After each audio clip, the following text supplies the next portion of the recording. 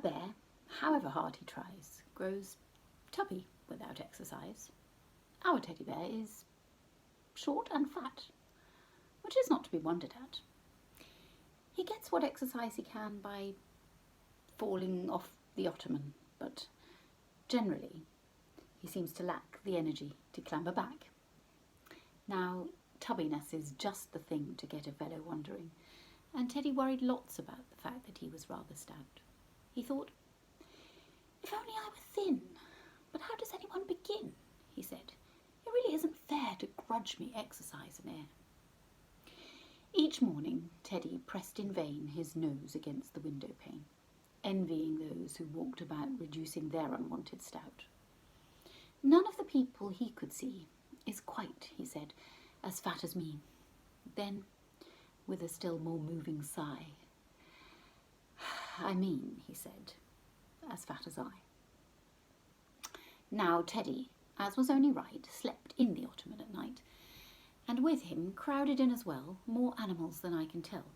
Not only these, but books and things, such as a kind relation brings, old tales of once upon a time and history retold in rhyme. One night it happened that he took a peep in an old picture book, wherein he came upon by chance the picture of a king of France, a stoutish man, and down below these words, "King Louis so-and-so, nicknamed the Handsome." There he sat. And think of it, the man was fat. Our bear rejoiced like anything to learn about this famous king, nicknamed the Handsome. Not a doubt the man was definitely stout. Why then, a bear for all his tub might yet be named the Handsome Cub. Might yet be named. Or did he mean that years ago he might have been? For now he felt a slight misgiving. Was Louis so-and-so still living? Fashions in beauty have a way of altering from day to day. Was handsome Louis with us yet? Unfortunately, I forget. Next morning, nose to window pane, the thought occurred to him again. One question hammered in his head. Is he alive or is he dead? Thus, nose to pane he pondered, but the lattice window, loosely shut, swung open, with one startled "Oh!" Our Teddy disappeared below.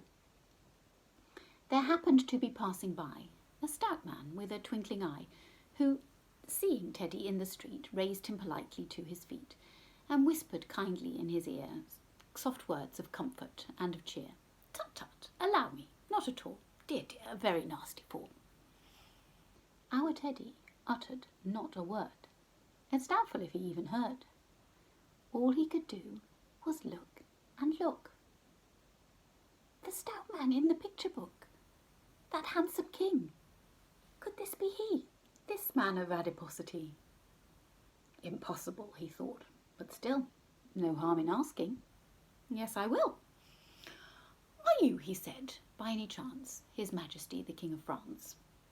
The other answered, "I am that," bowed stiffly and removed his hat, then said, "Excuse me," with an air, "but is it Mr. Edward Bear?" And Teddy, bowing very low, replied politely, "Even so." They stood beneath the window there, the king and Mr. Edward Bear, and handsome, if a trifle fat, talked carelessly of this and that. Then said His Majesty, "Well, well, I must get on," and rang the bell. "Your bear, I think," he smiled. "Good day," and turned and went upon his way. A bear, however hard he tries, grows tubby without exercise.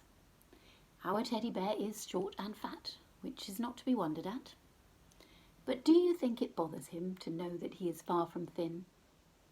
No, just the other way about. He's proud of being short and stout.